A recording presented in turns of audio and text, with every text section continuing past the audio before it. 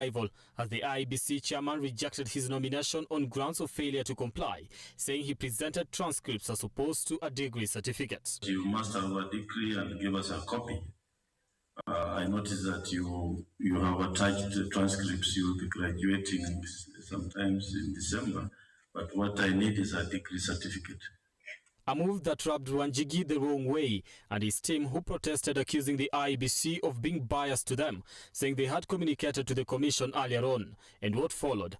We did also write another letter to you, Mr. Chairman, and we asked you to respond if there be any issue, and we asked for a pre-nomination verification of our documents. Again, you did not respond to any. Now, if we are going to conduct an election in accordance with the Constitution, the right to fair administrative action in Article 47 required you to respond to all our letters. You did not. Wanjigi claimed that some presidential candidates were cleared by the commission without question after they submitted their documents in a similar format as him. We have finished our university education and completed successfully. We submitted more than 25 counties of signatures, and in it we also attached our IDs. We have been here on a pre-qualification exercise, pre-nomination exercise, and during that exercise, up until Saturday, we were told everything that we have presented is okay. But somewhere there seems to have been a decision made that we must find, or they must find, any excuse to keep us out. He maintained that he had fulfilled all the statutory requirements and even had pre-nomination conference with the commission and was assured that all his documents were in order. Chebukati, however, firmly told Wanjigi to use the dispute resolution process if he feels aggrieved. Other candidates who did not meet the requirements and were turned away by the commission on Monday are independent candidate Muthiura Kariara, who burned his voter's card in protest, and Njeru Kadangu of Forasile. Brian Amuai, Look Up TV, Nairobi. Thank you, Brian Moy. Now, aspirants who have been denied clearance by the Independent Electoral Boundaries Commission for various reasons are now moving to court in a bid to challenge the electoral body's decision. Mombasa gubernatorial aspirant Mike Mbuvi Sonko, Murang'a gubernatorial aspirant Irungu Kang'ate, and presidential aspirant Ekuru Aukot have all moved to court to have the commission's decision overturned. Former Nairobi Governor and Mombasa gubernatorial hopeful Mike Sonko had moved to court in a bid to challenge the decision by IEBC ahead of the August polls, terming the move as improper, unprocedural and unlawful.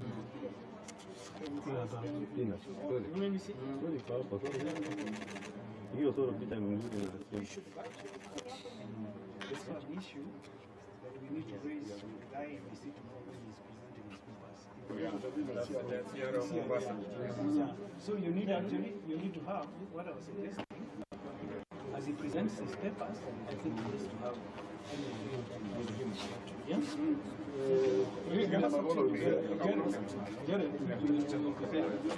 In a twist of latest event, a three-judge bench has lifted orders barring the Independent Electoral and Boundaries Commission from clearing Mike Sonko. The court has ordered that the commission hold its decision pending the determination of a case filed challenging IEBC's directive. At the end of the day, we think that this court will make a final determination on the issues raised in the consolidated petitions. And it is for those reasons we hereby discharge the following orders. One, the orders dated 24th May 2022 in Nairobi, E230 of 2022. Orders dated 25 May 2022 in Nairobi, E234 of 2022. And the orders dated 17th May 2022 in Mombasa, E019 of 2022. And for the avoidance of doubt, this order should not be construed as directing the IEBC to accept or reject any nomination papers of the candidate subject to this petition.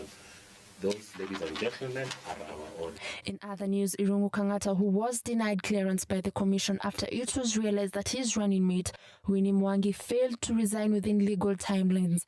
Kang'ate read malice into the decision and blamed his competitors. He has till Tuesday 7th to seek clearance. Bellamy Boston, Look Up TV. And moving on, 4 candidates have been cleared to run for presidency in the upcoming general elections. IBC chairperson Wafula Chebukati announced that the 4 met all the requisite conditions to make it to the final list, even as 13 others failed to meet the threshold for their names to be on the presidential ballot. After a week of tears, joy and drama, the Chebukati-led IEBC has finally arrived at a list of 4 horsemen who will face it off in the presidential contest just weeks from now. I, Wafula Chebukati, presided over this exercise as the returning officer for presidential elections.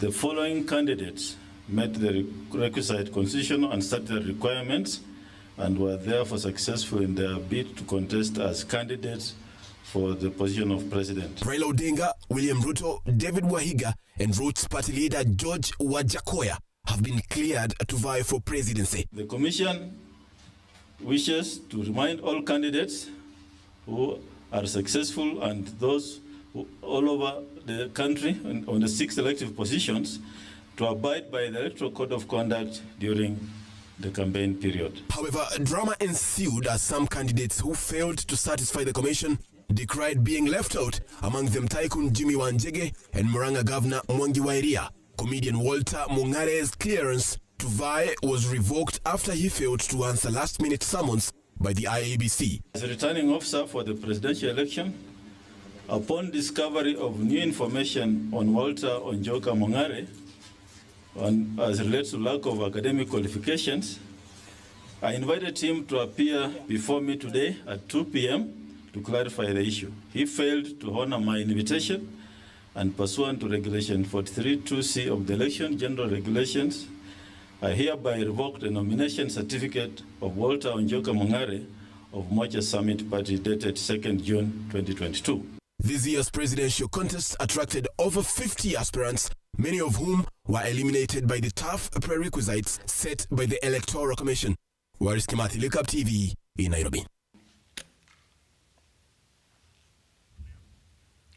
And Deputy President William Ruto has dismissed vote rigging claims in the August general elections, stating that there will be no vote rigging. Speaking in Garissa County, where he led the Kenya Kwanza campaigns, Ruto also dismissed vote rigging machineries, whom he termed as deep state. The Kenya Kwanza politicians also accused the judiciary of interfering with the IBC sanctions. Shadrach Karevia now reports. Kenya Kwanza! Garissa town on Monday played the home for Kenya Kwanza politicians as they stepped up their campaigns in the region where President Uhuru Kenyatta reaped big in 2017 general elections. Deputy President William Ruto maintained that there will be no vote rigging in the August general election as he dismissed deep state. Ati saa hizi wanatembeza propaganda. Ati kuna kitu inaitwa deep state, sijui kitu inaitwa system, ati itaiba kura ya hasla. Mimi nataka niwaulize, nataka munione vizuri. Mimi nataka niwaambie watu wa Mbalambala, mimi ndio naibu wa rais wa Jamhuri ya Kenya. Hakuna deep state mimi sijui, hakuna system mimi sijui. Nyinyi mkinipima hivi, munaniona mimi ni mtu ambaye anaonekana naweza kuibiwa kura? Nyinyi mkiniona? The Kenya Kwanza politicians sustained their offensive to the Chief Justice Martha Koome, accusing her of interfering with IEBC functions. Unajua, niliona juzi kwa gazeti dada yangu Chief Justice Martha Koome akimpatia amri chairman wa IEBC akisema, we want Chebukati to confirm whether the mistakes made in the 2017 general election have been corrected. Mimi nataka nimwambie Chief Justice, with a lot of humility, with a lot of respect, you are out of order. Hiyo si kazi yako. IEBC is an independent institution. It will deal with the management of elections. So my sister, wewe ngojea hiyo mpira ikikuja kwako. Saa hii, unless you want to tell us you are speaking for certain other government functionaries. The Kenya Kwanza politicians drummed up support for Ruto and his bottom-up economic blueprint. Kama mtu hana interest yako na unampigia siasa na unampigia kura, wewe unajidhulumu. Ukipigia mtu kura mwenye hana interest yako, in simple terms, inaitwa ujinga. Nyinyi mnanielewa? Itafikia nyinyi huku chini. Tumepanga miaka 50 ya juu, haijafika huku chini. Mnataka tuendelee kupanga ya juu ama tubadilishe tuanze na chini? Shadrack Kareria, Look Up TV. Asante sana kwa kutukaribisha hapa nyumbani. Thank you, Shadrack Kareria. That story brings us to the end. But just to bring you up to speed with what has been happening this evening, the Azimio la Umoja One Kenya has launched its manifesto at the Nyayo National Stadium. And of course, the presidential candidate Raila Odinga given a 10-point agenda, which is part of that manifesto, and a focus on corruption. Ending corruption is top of the agenda for the Azimio One Kenya. And of course, their main other agendas is to reduce the cost of living, which is said to be at its highest at the moment right now, and beefing up different industries and making manufacturing a center in Kenya, and of course just to put Kenya as a hub in the Central and East Africa, and revamp industries as well as the manufacturing sector. And on healthcare, the Baba Care, which seeks to give access to good healthcare for Kenyans across the board, and beefing up of institutions where medicines can be developed within the country. And also on free education, where he said that there will be free education from nursery all through to the university level. And his manifesto, which is dubbed Mwamko Mpya, is focusing on economic growth as well as just reducing the cost of living. And Raila plans to upgrade the families that are living in poverty by the 6,000 shillings as a stimulus for families that of course are living in poverty, the vulnerable households. So the cash transfer of 6,000 shillings to the vulnerable households. And of course on security, that the police service, it will be termed as a service and not a force, because it endears to make sure that the police service is going to be relatable to the common mwananchi. And of course on good governance, a department for corruption surveillance. Those just top among the things that he mentioned. And within the first 100 days, where he seeks to roll out the Baba Care, which is the healthcare, access to healthcare for Kenyans across the board. So within the first 100 days, there will be a well-detailed plan of how that is going to be unveiled.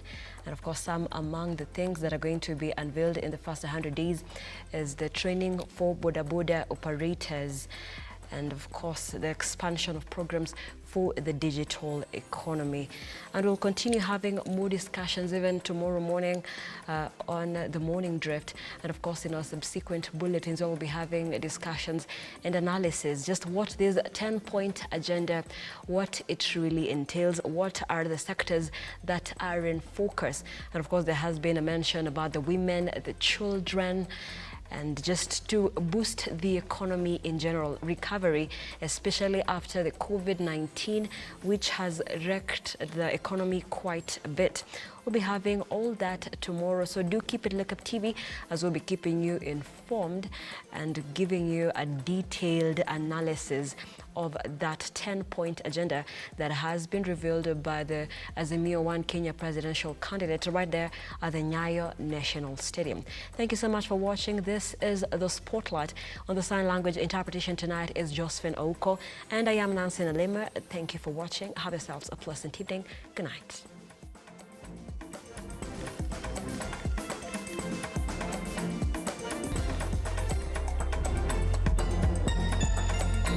The Spotlight, factual and timely.